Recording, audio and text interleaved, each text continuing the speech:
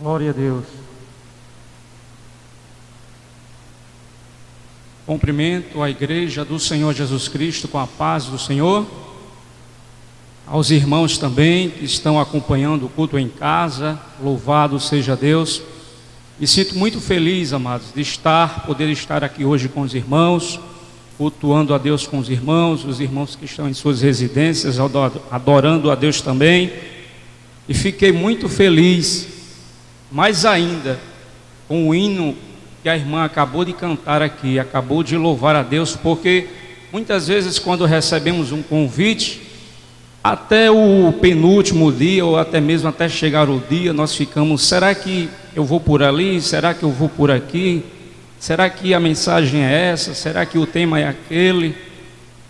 E quando a irmã louvou o hino, eu fiquei muito contente, porque Deus falou ao meu coração, em nome de Jesus.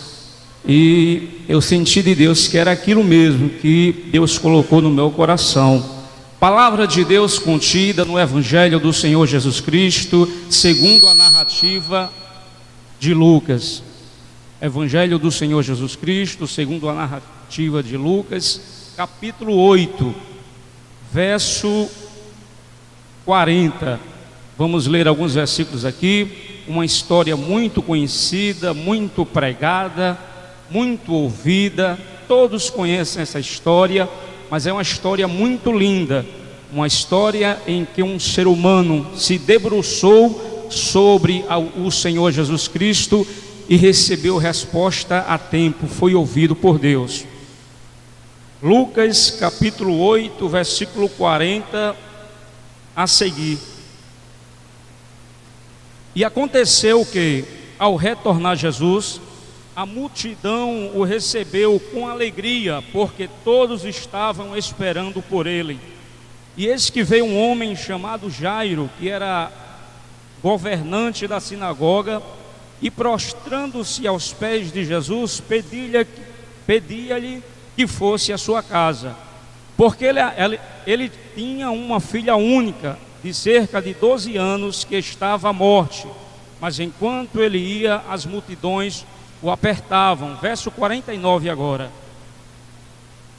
Enquanto ele ainda falava, veio alguém da casa do chefe da sinagoga, dizendo: a tua filha está morta, não incomodes mais o mestre.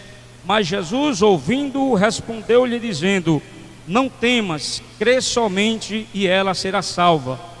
E ele, entrando na casa, não permitiu que nenhum homem entrasse, senão a Pedro, a Tiago e a João, e ao pai e à mãe da menina. E todos choravam e pranteavam, mas ele disse: não choreis, ela não está morta, mas dorme. E eles riram de Jesus, para o desprezarem, sabendo que ela estava morta. E ele, pondo-os todos para fora, tomando-a pela mão, clamou dizendo: menina, levanta-te. E o seu espírito voltou, e ela se levantou. E imediatamente ele ordenou que lhe dessem de comer. E seus pais ficaram admirados, mas ele ordenou-lhes que a nenhum homem contasse o que havia sucedido. E eu digo amém. Aprendendo com a persistência de Jairo. Este é o tema que Deus tem colocado no meu coração esta noite. Aprendendo com a persistência de Jairo. O que é persistência? Persistência é você insistir em algo ou em um propósito. Persistência é você não desistir diante do que está de você. Persistência é você se manter firme diante do propósito que você estabeleceu. A história, amados, que acabamos de ler aqui, ela é narrada nos 3 evangelhos sinóticos, ou seja, Mateus, Marcos e Lucas. Mateus conta essa história no capítulo 9, Marcos conta essa história no capítulo 5, e Lucas conta essa história no capítulo 8. Os evangelhos sinóticos significa que eles contam quase que as mesmas histórias e possuem semelhanças entre si. Um que deixa faltar, o outro complementa. Você vai ver que Mateus, ele não diz qual era o nome do chefe da sinagoga, e não diz também qual cargo Jairo exercia. Ele diz também que Jairo era somente chefe, ele não especifica. Mateus e Marcos e Lucas já dizem o nome de Jairo e dizem que ele era o chefe da sinagoga. Se você pegar Mateus e Marcos, eles não vão dizer que a filha que Jairo tinha era a única filha que ele tinha, era uma filha única. Já Lucas, com um evangelho de cunho investigativo, um evangelho minucioso, ele vai dizer que a filha de Jairo era a única filha que ele tinha e que era de 12 anos. A história que acabamos de ler, ela aconteceu diante do Mar da Galileia. O Mar da Galileia é chamado de mar devido à sua imensidão. Na verdade é um lago de água doce, formadas pelas águas do Rio Jordão, com 13 quilômetros de extensão de largura e 20 quilômetros de extensão. O Mar da Galileia, Jesus operou muito no Mar da Galileia, e ele também ficava à beira da cidade de Cafarnaum. Cafarnaum, segundo os historiadores, possuía cerca de 1.500 habitantes. Cafarnaum significa vila de Naum. Cafarnaum era uma cidade marítima muito próspera. Cafarnaum foi a cidade que o Senhor Jesus Cristo escolheu para residir após sair de Nazaré. Cafarnaum foi uma das cidades que Jesus realizou mais milagres, ao ponto de dizer que se em Sodoma se tivesse realizado os milagres que se realizou na cidade de Cafarnaum, ela teria permanecido até hoje, ou seja, não teria sido destruída. Essa história aqui aconteceu nas margens do Mar da Galileia e na praia de Cafarnaum, à beira-mar. Jesus, ele realizou 23 milagres na Galileia registradas na Bíblia. 6 milagres financeiros, 5 milagres envolvendo libertação, 10 milagres envolvendo cura e 2 ressurreições. Total 23 milagres registrados na Bíblia, na região da Galileia. E o que eu acho interessante aqui, que o texto começa dizendo, é que Jesus, ele estava chegando na sua cidade que ele residia. A Bíblia diz que Jesus estava saindo do outro lado do mar. Ele tinha acabado de vir da cidade de Gadara. E o historiador conta, queridos, que nos dias de Jesus havia cerca de 300 barcos de pesca no Mar da Galileia. Muitas empresas de peixe, muitas empresas que se abriram ali para fazer a comercialização do peixe. E com certeza, algum barquinho passou por Jesus e disse para a multidão que estava esperando: olha, ele está vindo aí, ele está de volta para Cafarnaum, para a cidade que ele reside. E a Bíblia diz que se formou uma grande multidão. Não era uma multidão, era uma grande multidão. O historiador chega a dizer que esta multidão que estava esperando pelo Senhor Jesus Cristo era composta de 30 mil pessoas aguardando o Senhor Jesus Cristo. E a primeira coisa que eu quero aplicar aqui, querido, era que uma grande multidão estava esperando por Jesus na beira do Mar da Galileia, na cidade de Cafarnaum. Aí você diz bem assim: a cidade de Cafarnaum tinha cerca de 1.500 habitantes. Como é que vai ter cerca de 30 mil pessoas? Pessoas de todo o país estavam na cidade de Cafarnaum para receber algo de Deus. Eles estavam acampados, ninguém sabe quantos dias. Eles estavam realizando uma campanha. O que é campanha? Campanha é um esforço coletivo em prol de um objetivo comum. Todos queriam receber mais de Deus. Este era o objetivo que eles tinham: receber de Deus. E eu e você também temos este propósito, receber mais de Deus. Mas para receber mais de Deus, temos que buscá-lo, temos que se manter insistentes, temos que se manter na brecha, temos que nos manter esperando por Ele. Não coloque o carro na frente dos bois, continua esperando. Esperar em Deus é colocar toda a nossa confiança nas mãos dEle e acreditar piamente que o mesmo atenderá aos nossos anseios e corresponderá ao nível de nossas expectativas. Segundo, esperar em Deus é se manter à disposição da ação do tempo de Deus. Esperar em Deus é não agir de acordo com a minha vontade. Esperar em Deus é agir de acordo com a vontade dEle para com a minha vida.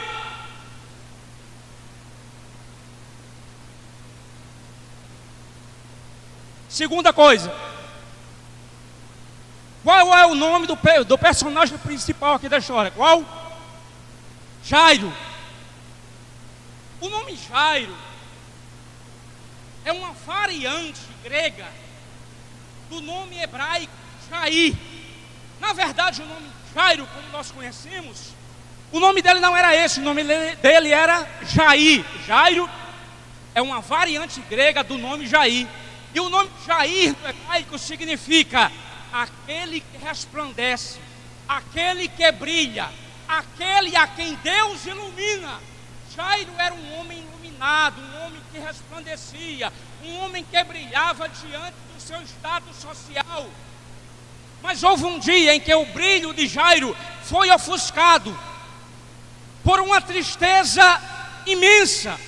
Tristeza essa causada pela doença e quase morte de sua filha. A Bíblia diz que já a luz, o brilho de Jairo desapareceu. Por quê? Porque a sua filha estava doente à beira da morte. Por um momento Jairo perdeu a alegria, a satisfação de viver. O que tem de gente perdendo a alegria não é brincadeira, querido. O que tem de gente perdendo a vontade de viver, alegria, sentimento de viva satisfação, regozijo, júbilo, vontade de viver. E tem muita gente perdendo a alegria, a falta de alegria. A Bíblia diz que um abismo chama outro abismo. E a falta de alegria, ela proporciona tristeza. A tristeza proporciona desânimo. O desânimo proporciona depressão. A depressão proporciona a opressão. E a opressão proporciona possessão. E é nesse estágio que um ser humano tem coragem de tirar a própria vida. Jairo perdeu a alegria de viver, mas Jesus devolveu a alegria para ele de volta. Assim Ele vai fazer com você. Você está assistindo aí do outro lado da tela. Você ainda não entregou a tua vida para Jesus, filho. Você ainda não entregou a tua vida para Jesus, filha. Cuida em entregar a tua vida para Jesus, que Ele vai devolver a alegria. Terceira coisa, Jairo era líder, dirigente, chefe, príncipe da sinagoga. Jairo tinha status e posição social. Sinagoga só podia ser estabelecida em uma cidade a partir de 10 famílias judias. Para você colocar uma sinagoga, tinha que ter 10 famílias judias naquela cidade.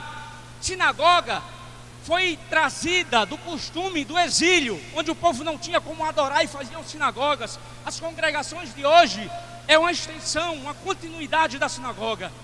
Nos dias de Jesus, segundo os historiadores, existiam cerca de 480 sinagogas. Alguns chegam a dizer que Jairo, ele não era somente um líder da sinagoga, ele era um líder de uma rede de sinagogas.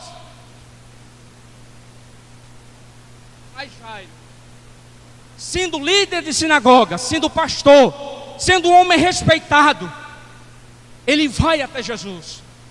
Ele deixa a sua posição de lado. E quarta coisa, Jairo se dispôs a ir até Jesus. Ele deixou a sua posição de lado. Ele deixou o medo de perder o cargo de lado e se dispôs a ir até Jesus. Você sabia que tem pessoas que estão passando por situações adversas e não se dispõem a ir ao Senhor Jesus Cristo?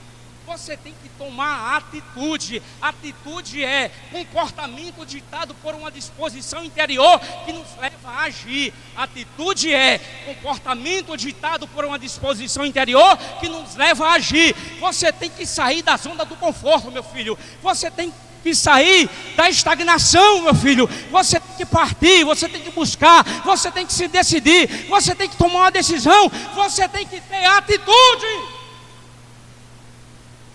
Jairo teve atitude. Jairo teve atitude. Jairo foi até Jesus. Por quê? Porque a última instância era ele mesmo. As pessoas, quando tinham problema, elas iam até a sinagoga. A sinagoga era a última instância, mas Jairo era a própria última instância. E agora ele tem que buscar alguém que está acima dele, o Senhor Jesus Cristo. Quinta coisa, Jairo se prostrou diante do Senhor Jesus Cristo. Se prostrar é lançar o rosto em terra. Jairo estava consciente de que iria perder o seu cargo. Jairo fazia parte da Irmandade dos Fariseus, composta de 7.000 membros. Fariseus era uma irmandade que valorizava mais a letra, mais o costume, mais a tradição do que a lei, do que a palavra de Deus. Qualquer um que se dispusesse a seguir outro que não fizesse parte desta irmandade corria o risco de perder o seu cargo e de ser expulso do vínculo religioso. Mas Jairo coloca o amor da sua filha acima do cargo. Nunca permite que algo fique acima de Deus e da tua família. Jairo teve visão. Ele soube que a sua filha, ele viu que a sua filha era mais importante do que o cargo. E ele se prostrou diante de Jesus. E você sabe que todo judeu até o dia de hoje, ele não se prostra diante de homem algum. Ele só se prostra diante de Deus. Jairo reconheceu Jesus como Deus. Jairo se prostrou a Jesus. Nos dias de Jesus existiam 3 tipos de saudação: saudação de sacerdote, saudação de profeta, saudação de rei. Saudação de sacerdote, se beijava cumprimentando o sacerdote no rosto. Saudação de profeta, se pegava a mão do profeta e se dava um beijo na mão do profeta, inclinando a cabeça em sinal de devoção, em sinal de respeito. E saudação de rei, aquela pessoa se lançava aos pés do rei, e em muitos casos, dependendo da situação dela, precisando de clemência do rei, ela beijava os pés do rei. Jairo entendeu que Jesus era Deus. Jairo entendeu que Jesus era rei. Se prostrou, se humilhou, lançou o rosto em terra para receber mais de Deus. A palavra de Deus diz: lança a tua boca no pó, talvez assim haja esperança. Se humilha diante de Deus, busca a presença de Deus, não desiste. Deus está te observando. A palavra diz: os meus olhos procurarão os fiéis da terra, para que estejam comigo, e aquele que anda no caminho reto, este me servirá. Sexto, Jairo aproveitou a oportunidade. O que é oportunidade? A oportunidade, ela serve para aproveitar um momento ou a ocasião propícia para fazer, receber ou realizar um grande feito. A oportunidade serve para aproveitar um momento ou uma ocasião propícia para fazer, para receber ou para realizar um grande feito. Jairo não deixou passar a oportunidade diante dele. O que existe de cristãos deixando passar a oportunidade que Deus coloca diante dela não é brincadeira. Nesse tempo de crise, nesse tempo de dificuldade, nesse tempo de aperto, o que tem de pessoas recusando o emprego, porque o emprego não agrada, a carga horária não agrada, o horário não agrada, o salário não agrada. A palavra de Deus diz em Zacarias 4:10: não despreze o dia das coisas pequenas. O mesmo Deus que abre portas é o mesmo Deus que abre portas dentro de outras portas. Você muitas vezes não está percebendo o agir de Deus na tua vida. Deus quer ver se você é fiel no mínimo, para que você seja fiel no muito. Deus quer te honrar, mas se depender da tua visão medíocre, a tua visão pessimista, não vai acontecer, porque Deus quer que você seja uma pessoa otimista. Veja lá na frente, Davi teve visão realista. Ele é grande, o gigante é grande, mas ele teve visão otimista. O meu Deus te entregará nas minhas mãos. E teve visão realista da vida. Hoje mesmo o Senhor te entregará nas minhas mãos e eu cortarei a tua cabeça. Não deixe a oportunidade passar nas tuas mãos, filhos. Muitas vezes a oportunidade é careca, quando passa não dá mais para pegar. Não deixa a oportunidade fugir das tuas mãos.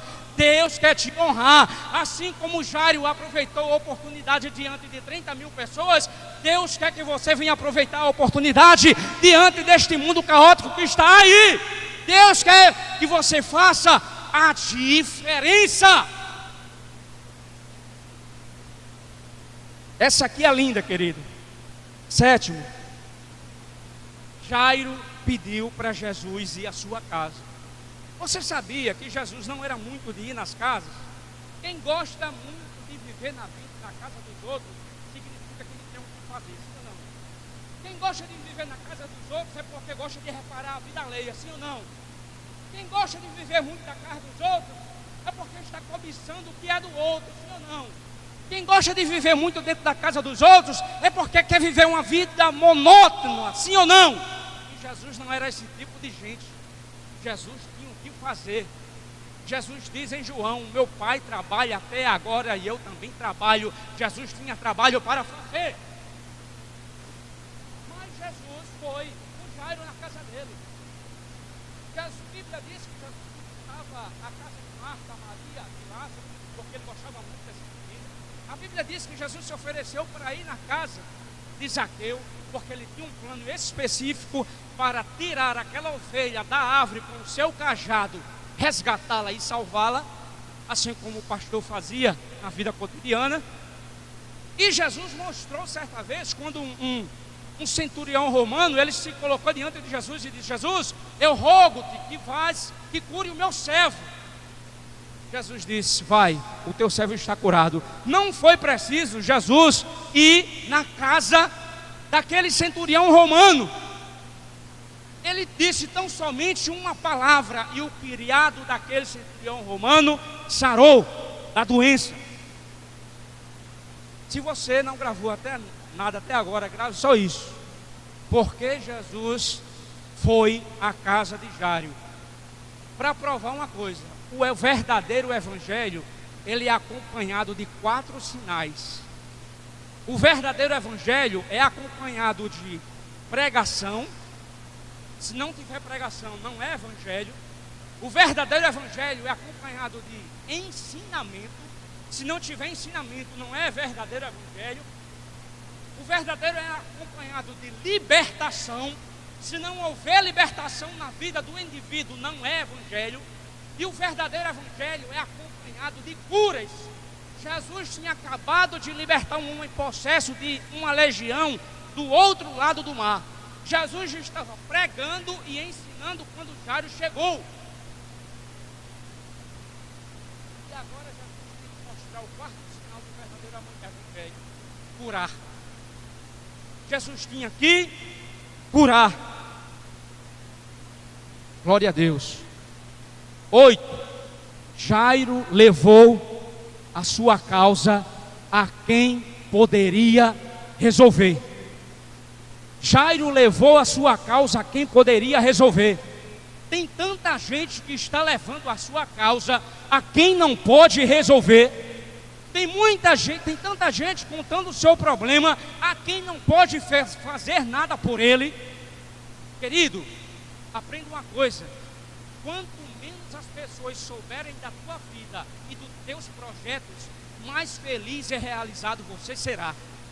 Quanto menos as pessoas saberem da tua vida e dos teus projetos, mais feliz e realizado você será, porque tem muita gente torcendo contra, tem muita gente que não nasceu de novo, e você acha que essa pessoa nasceu de novo, ela está tão somente com uma capa, e você conta a tua vida espiritual para ela, você conta a tua vida conjugal para ela, você conta a tua vida matrimonial para ela, você conta o problema dos teus filhos para ela, e não sabe que está fazendo uma grande bobagem.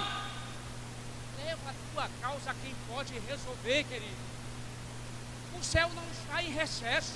Tem muita gente que acha que o céu está em recesso. Recesso é um período em que as paralisações de um determinado órgão se mantêm indispostas, se mantêm paradas por um período de tempo. O céu não entra em recesso. O céu está aberto todas as horas para atender o teu clamor, para atender a tua petição. A palavra de Deus diz: o justo clama, o Senhor o ouve e o livra de todas as suas angústias. A mulher sunamita, quando o servo de Eliseu chegou para ela e disse: vai bem contigo, vai bem contigo, vai bem com teu marido, vai bem com teu filho, mesmo estraçalhada por dentro, diante da morte do seu filho, ela se dispõe a subir em um jumento, caminhar vários quilômetros, subir um monte, e ela, quando olha para Geazi, um homem que não representava a presença de Deus na vida dela, ela disse: vai tudo bem. Mas quando ela chega diante de Eliseu, ela se derrama, ela se abre, ela se prostra, ela conta tudo o que havia sucedido. Conta a tua vida para Deus, mostra a tua vida para Deus, se policia. Um dos 613 mandamentos da lei que Deus entregou a Moisés era que quando um judeu construísse uma casa, ele fizesse somente uma janela, somente de um lado da casa. E muitos dão várias suposições para isso, e uma das suposições era que as casas eram construídas uma do lado da outra, muito estreita, e muitas vezes tendo janela nos dois lados, as pessoas perdiam a privacidade. Você muitas vezes não tem ligado para a privacidade que Deus te proporcionou e está mostrando a tua vida para todo mundo. Eu não quero ser mais aberto porque não precisa, mas você está entendendo. Guarda a tua vida para Deus. É Deus que precisa saber os detalhes da tua vida. É Deus que precisa saber as tuas necessidades. É Deus que precisa saber as tuas dificuldades. Não precisa contar a tua vida para ninguém. E para não parecer um herege e um irresponsável aqui, Deus me faz lembrar isso agora. Não estou me referindo à autoridade pastoral. Pastor está num nível em que Deus o colocou para atender a ovelha, cuidar da ovelha, tirar os carrapatos da ovelha, os espinhos da ovelha, resolver problemas da vida da ovelha. Eu não estou me referindo a este nível de autoridade que Deus entregou ao pastor. Eu estou me referindo àquelas pessoas que não vão poder fazer nada para você e você está se jogando para ela.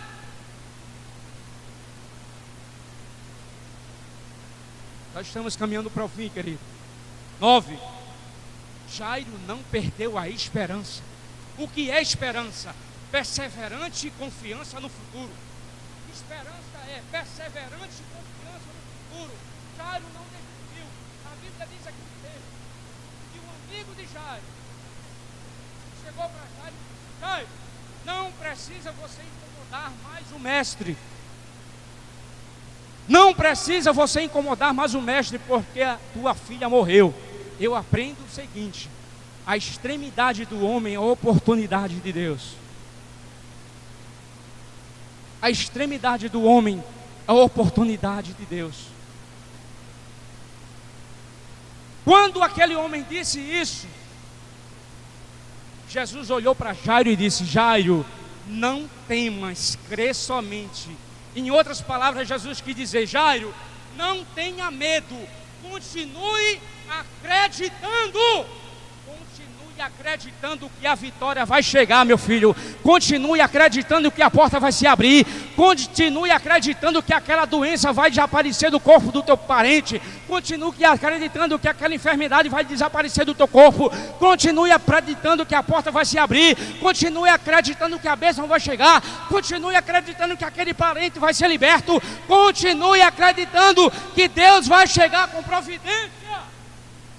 A Bíblia diz, e Deus se lembrou de Ana, e Deus se lembrou de Abraão, e Deus se lembrou de fulano. Quando a Bíblia diz, e Deus se lembrou, não significa que Deus se esqueceu, porque Ele não se esquece de nada. Significa que Deus preparou um tempo para chegar com vitória na tua vida. Quem crê não exige de Deus explicação. Crê que Ele está no controle mesmo quando Ele não explica. Vamos caminhar para o fim. Jairo não perdeu a esperança. Quando Jesus chegou à casa de Jairo, a Bíblia diz que havia uma quantidade de pessoas pranteando e chorando. Sim ou não? Sim ou não? As carpideiras já estavam na casa de Jairo. Carpideiras era um grupo de viúvas desamparadas, mulheres que receberam carta de divórcio e agora não tem como se manter financeiramente, cegos, aleijados, pessoas que não podiam trabalhar, e eles levavam o sustento da vida chorando pelo morto alheio. As carpideiras, elas se ofereciam antes mesmo de dar um valor de pagamento. Você não combinava um valor de pagamento com as carpideiras, porque elas já estavam lá antes mesmo você de contratar elas. Para honrar um morto, os judeus que tinham condições, ele contratava as carpideiras. E as carpideiras iam acompanhadas dos flautistas, pessoas que procuravam manusear bem flautas e instrumentos para poder tocar, enquanto as choradeiras profissionais podiam chorar pelo morto alheio. Você vê que eles eram tanto profissionais que eles estavam chorando quando Jesus chegou. Quando Jesus disse, não chorem, a menina não está morta, mas dorme, eles começaram a rir, a prova de que eram os profissionais. Jesus disse, não chores, a menina não está morta, mas dorme. Alguém pode ter dito, o Senhor acha que nós não conhecemos a morte quando a vemos? Jesus disse, vocês conhecem a morte, mas eu conheço a vida. Vocês conhecem a sepultura, mas eu conheço aquele que faz ressuscitar. Vocês conhecem aquele que faz descer, mas eu conheço aquele que faz erguer. Eu sou a ressurreição e a vida. Quem crê em mim, mesmo que esteja morto, viverá. Porque Jesus colocou aquele povo para fora. 5 motivos. Olha o primeiro. Jesus colocou aqueles choradores profissionais para fora porque queria preservar a fé de Jairo. Segundo, Jesus colocou aqueles choradores profissionais para fora porque o ser humano se relaciona com os outros por 3 motivos. Eu me relaciono com fulano porque eu amo ela. Eu amo minha esposa, amo meu filho, amo meu primo, a minha mãe. Me relaciono com ela porque amo. Segundo, eu me relaciono com fulano porque eu tenho afinidades com ele e com ela. Ela gosta de orar, eu gosto de orar. Ela gosta de ir para a igreja, eu gosto de ir para a igreja. Ela gosta de cultuar, eu gosto de cultuar. Ela tem coisas que eu também gosto, então eu vou andar com ela. Eu me relaciono porque eu tenho afinidades. E terceiro, o ser humano se relaciona com o outro por interesse. Interesse. Você não está entendendo porque pessoas sumiram da tua vida. Você não está entendendo porque as pessoas se afastaram de você. É Deus trabalhando para ficar perto de você. Só aquelas pessoas que almejam o teu crescimento, a tua vitória, o teu sucesso, Deus fazendo na tua vida. Terceiro, porque Jesus colocou a multidão para fora. O incrédulo não acredita no milagre mesmo que veja com os próprios olhos. Quarto, o incrédulo não exerce fé. Quinto, a incredulidade é um agente inibidor das bênçãos de Deus para a tua vida. E eu termino aqui. Glória a Deus. Jesus livrou Jairo da vergonha. Irmãos, todo judeu do sexo feminino se tornava adulto quando completava 12 anos. Todo judeu do sexo masculino se tornava adulto quando completava 13 anos de idade. O jovem brasileiro diz: eu tenho 14, 15, estou doido para chegar nos 18 para ser independente, sim ou não? O jovem judeu se tornava e ainda se torna adulto com 12 e 13 anos de idade. Filho do mandamento, bar mitzvah, bar timeu, bar filho de Timeu, bar filho de Timeu, bar mitzvah, bar filho, mitzvah, mandamento, filho do mandamento. Quando um judeu do sexo feminino completava 12 anos, ele se tornava adulto, podia trabalhar, podia casar, e é uma das coisas que os judeus faziam primeiro. Muitas vezes se casava primeiro do que trabalhava. Por quê? Porque o judeu não perdia tempo. Sabe como eu aprendo isso? Jairo ia ser avô de 1 a 2 anos, porque a sua filha ia casar imediatamente. Muitas vezes os pais já programavam um noivo para a filha. Judeu do sexo feminino não perdia tempo dentro de casa quando se tornava adulto. E quando ele se casava, eu prego isso sobre as vetas azuis, porque Ana queria ter filho. É o primeiro tópico. Um judeu, quando casava, ele era cobrado pela sociedade, a mulher, nos primeiros meses de casamento. As pessoas olhavam para a barriga da mulher e diziam: por que ainda não está crescida? Vocês já estão casados há 5 meses, há 6 meses. Tem que ter filho. Tem que ter filho, tem que ter filho. Se chegasse a 9 meses e a mulher não tivesse filho, a sociedade cobrava, porque a mulher era desvalorizada. E para ter algum valor, ela tinha que produzir. Jesus tirou a vergonha de Lázaro, de Jairo. Isaías 61:7. Em lugar da vossa vergonha, eu vou dar dupla honra. É assim que Deus vai fazer com você. E finalizando, Jairo recebeu o milagre que tanto precisava. Milagre é uma intervenção divina em uma situação em que não se tem mais controle. Quando você não pode mais, Deus entra em cena e resolve fazer na tua vida. Fique com esta palavra em nome de Jesus. Amém.